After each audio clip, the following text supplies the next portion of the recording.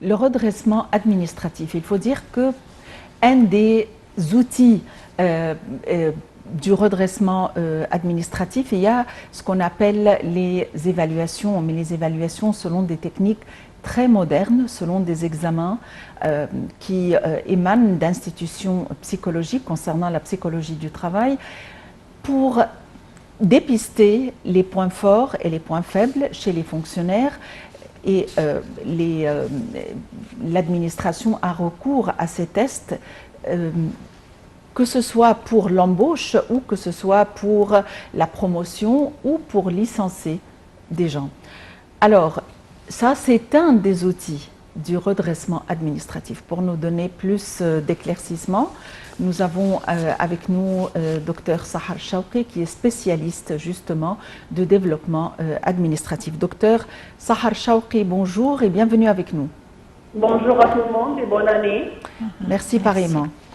Alors, docteur Sahar Chawqi, ici on commence avec les différents éléments qui seront ou qui sont employés actuellement afin d'arriver à la réalisation de cette vision de l'Égypte 2030. Il existe deux points très intéressants qui sont la réforme administrative et également l'autonomisation économique. Dans l'autonomisation économique, on parle de l'inclusion financière, on parle des outils qui sont à la disposition de la population actuellement afin de bien s'intégrer dans cette nouvelle vie qui donnera un développement durable. Selon vous, comment les deux éléments qui sont la réforme administrative et l'inclusion économique ou financière sont liés?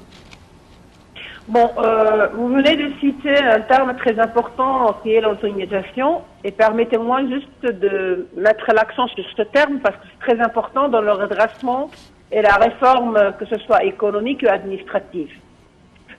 C'est un terme qui vient de l'origine américaine ou bien du mot anglais qui s'appelle empowerment. Et ce mot-là, dans sa notion elle-même, contient le terme power. Et ce terme power fait écho à des idées anciennes et philosophiques et qui riment avec les mouvements de féminisme qui ont eu lieu dans le temps. Oui. En tant que, disons, qu'autonomisation, il y a des gens qui l'appellent capacitation, d'autres qui l'appellent empowerment. C'est une condition qui cherche à un changement positif, et ce changement positif doit nécessairement être lié à donner de la puissance ou du pouvoir, que ce soit pouvoir économique ou bien pouvoir administratif. Dans un autre terme, cela veut dire donner aux gens ou bien aux institutions la liberté de prendre leurs décisions par rapport à leurs initiatives, que ce soit administratives, que ce soit économiques, que ce soit sociales, que ce soit politiques. L'essentiel, c'est de libérer les gens pour qu'ils puissent se donner ce pouvoir lui-même. Oui. Parfait. Docteur Sahar Chawqi, pour revenir à la réforme administrative, quels sont les outils avec lesquels on pourrait parvenir à cette réforme administrative? Pour revenir à la réforme administrative, il faut penser ou bien il faut mettre l'accent sur l'individu, sur le collaborateur ou disons l'employé lui-même. Pour que je puisse vraiment arriver à un changement positif ou bien à une, je peux bien me dire, révolution administrative dans le sens positif, c'est de pouvoir libérer le collaborateur ou l'employé pour qu'il puisse travailler dans un environnement positif, pour pouvoir produire, pouvoir gérer l'institution ou bien la compagnie dans laquelle il travaille, dans un sens qu'ils se sont un partenaire stratégique à cette compagnie-là, ou bien à cette institution, ou bien à cette organisation même. Oui, docteur Sahar Chawqi, il y a aussi des outils d'évaluation justement pour aider ces fonctionnaires à trouver ce climat, de manière à les placer au bon endroit. Ce qu'on appelle la psychologie du travail ou les tests qui sont formulés sur des bases psychologiques émanant ou provenant d'institutions psychologiques reconnues dans le monde? Bon, dans notre domaine, on appelle ça, comme vous l'avez dit, évaluation, mais pas dans le, disons, dans le sens d'évaluer pour prendre des jugements ou bien pour donner des jugements. C'est ce qu'on appelle assessment, ou bien psychometric assessment. Cela veut dire qu'avant de décider en tant que chef d'organisation de donner un poste quelconque à un employé, à un fonctionnaire, surtout que si ce poste-là c'est un poste supérieur, il faut que ce fonctionnaire traverse ou passe par une série d'assessments psychométriques qui touchent toutes les compétences dont le fonctionnaire a besoin pour qu'il puisse travailler dans cet environnement que vous venez de mentionner. Si je donne, disons, quelques exemples, ça veut dire que j'ai un fonctionnaire qui travaille dans une organisation où il doit prendre une décision quelconque. Alors, avant de désigner ce fonctionnaire pour qu'il prenne cette décision à ma place, il faut que je teste si ce fonctionnaire a la capacité de prendre des décisions à travers cette série d'assessments ou d'évaluations qui touchent le decision making, la prise de décision, la résolution de problèmes, disons la confrontation des crises, toutes les compétences dont l'organisation a besoin. Et cela ne veut pas dire que ces compétences sont les mêmes dans toutes les compagnies ou dans toutes les organisations. Non, il faut bien distinguer que chaque organisation a, disons, un groupe de compétences qui permettent de la gérer pour arriver à la vision que cette compagnie vise. Oui. Alors, excusez-moi, si j'ai une vision, par exemple, de progresser en tant qu'organisation, les compétences seront différentes que si j'ai une vision, disons, d'établir, par exemple, une nouvelle branche. Oui, mais comment peut-on appliquer ces critères afin de réaliser la réforme administrative de tout ce qui est gouvernemental? Ça veut dire que si c'est applicable ce système ou ce programme pour le secteur privé, peut-être sur le terrain, c'est beaucoup plus compliqué de le réaliser et de l'appliquer concernant le secteur public. Bon, ça c'est une très importante question et je vais vous surprendre parce que je travaille dans les deux secteurs. Je vais vous dire que le secteur gouvernemental, pour moi, à travers l'expérience, c'était plus facile que le secteur privé. C'est vrai. Ben oui, parce que par exemple l'année dernière, j'avais l'honneur de participer dans un projet de réforme administrative par rapport au gouvernement et c'était exactement la réforme de tout le personnel qui travaille dans les ressources humaines.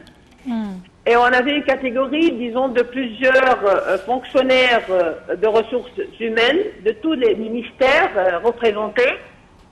Et la première chose qu'on avait faite, là, c'était de faire cet assessment ou cette évaluation psychométrique pour pouvoir juger ou bien décider quels seront les fonctionnaires qualifiés qui puissent être transférés dans la capitale administrative, la nouvelle capitale administrative, et qu'ils puissent, disons, gérer une fonction importante telle que les ressources humaines avec la nouvelle vision de la durabilité 2030, notre vision. Alors, disons, tous les tests ou bien toutes les évaluations qu'on a faites étaient vraiment brillantes. Les résultats étaient très, très, très bien par rapport au même assessment qu'on avait donné à la même catégorie des fonctionnaires qui travaillent dans le secteur privé. Celle du secteur public était fascinante et totalement impressionnante, alors que celle du secteur privé était vraiment, comment dirais-je en français là, m'ont déçu. Comment dire en anglais, disappointing. Cela veut dire que disons que la vision qu'on donne aux fonctionnaires du gouvernement qui ne sont pas capables vraiment de gérer avec une vision développée sont totalement erronées. Il faut seulement leur donner la chance, bien entendu, de les autonomiser, de leur donner le pouvoir de se gérer, de réfléchir dans une ambiance libre pour qu'ils puissent vraiment donner tout ce qu'ils peuvent. Très bien. Ça veut dire transférer le système, disons, autocratique à un système plus libéral.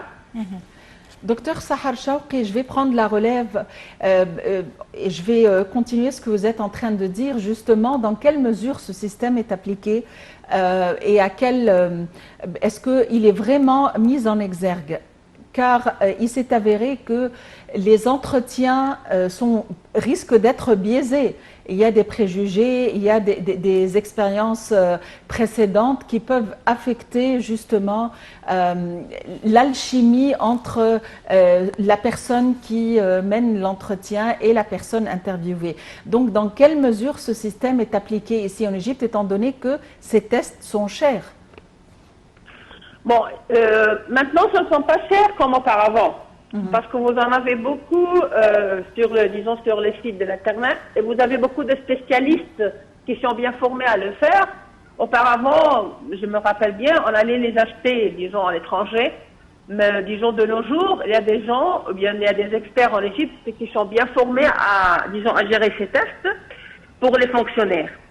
Le premier, critère que je tiens à citer dans ce contexte, c'est de cesser de donner des jugements ou bien de donner des préjugés avant d'évaluer les fonctionnaires et de, baser vos décisions pour les réformes ou pour n'importe quel entretien sur les résultats de ces assessments uniquement combinés avec une science dont on parle qui s'appelle le Human Behavior. Alors, pour que je puisse vraiment prendre des décisions en tant que personne responsable de ces fonctionnaires, ou bien en tant qu'assesseur, évaluateur, il faut que je sois capable d'étudier, ou bien que je sois vraiment versé dans la science du comportement humain, avec une théorie très célèbre qui s'appelle le NLP. NLP, en anglais, le N, c'est le neuro, ça veut dire les nerfs. Le L, c'est linguistique, et le P, c'est le programming. Alors, je dois vraiment être versé dans la programmation ou bien dans la connaissance de la programmation de l'esprit humain. Et ça c'est pas un don de Dieu, c'est une science, ce sont des études qu'il faut que la personne fasse et soit bien versée pour qu'elle puisse donner ces jugements-là, ou bien pour qu'elle puisse donner des évaluations logiques qui sont à l'abri de n'importe quel sentiment humain. Oui. Suite à ces programmes et à ces évaluations, est-ce que vous avez constaté avec son application non seulement une réforme ou une autonomisation, mais également une réorientation des fonctionnaires ou des employés vers peut-être des domaines qui sont beaucoup plus intéressants pour eux et à travers lesquels ils peuvent donner beaucoup plus pour le bien, non seulement de eux-mêmes, mais pour le bien également des sociétés ou des organisations où ils se trouvent? Bien entendu. On ne les utilise pas uniquement dans les réformes, on les utilise dans plusieurs domaines. D'abord, ces évaluations constituent la base de recrutement. Alors, si je veux recruter quelqu'un dans une fonction quelconque, par rapport à la position elle-même, je fais cette évaluation-là. Et l'évaluation, je répète, est basée sur un nombre de compétences dont j'ai besoin pour cette position. Je les utilise aussi dans ce qu'on appelle les plans de développement, ou bien les plans de promotion. Ça veut dire que j'ai en tête que cette personne travaille très bien, et j'ai en tête qu'elle sera promue dans une fonction quelconque. Avant de prendre une décision finale, je vais passer cette personne par ces séries de tests pour que je puisse prendre ma décision de le promouvoir ou non. Je les utilise aussi pour développer la personne elle-même, pour qu'elle puisse agir dans un contexte de travail et un contexte aussi personnel. Ça veut dire que si la personne est une personne qui hésite beaucoup, je vois bien que cette personne ne peut pas prendre une décision logique disons, dans son foyer, si je suis proche de la personne. Alors, je fais cet assessment-là pour que je puisse vraiment confirmer ma vision que cette personne, c'est une personne qui hésite beaucoup. Et à travers les résultats de cet assessment, je dresse avec l'agrément, et ça c'est très important, avec l'approbation de la personne, un plan de développement pour que la personne puisse vraiment être convaincue qu'il doit changer, disons, ce point de faiblesse. Et c'est là que se répète le terme de l'autonomisation ou de l'empowerment. C'est-à-dire, je ne lui impose pas le plan de développement. Je discute avec lui et c'est la personne elle-même qui agrée de réaliser ce plan. Oui, docteur Sahar Chawqi, on vous remercie infiniment pour ces explications. Mille merci.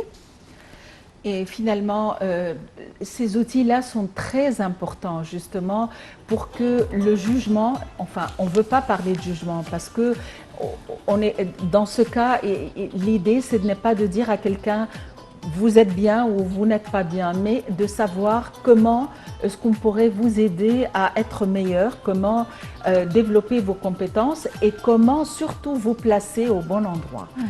Donc, reste à vous remercier pour votre fidélité et à vous souhaiter une excellente journée en ce dernier mardi, Mona, de l'année 2020. Oui, alors 2021 s'approche et on espère bien que ça sera une année meilleure que l'année 2020 avec plein également d'autonomisation sur tous les niveaux. Effectivement, plein d'autonomisation, plein de bonheur, on l'espère bien. Et de toutes les manières, quelle que soit l'année 2021, eh bien, elle serait très certainement meilleure. Surtout au niveau de la Covid, on espère vraiment une année sans Covid ou du moins avec une grande maîtrise et un grand contrôle de la Covid-19.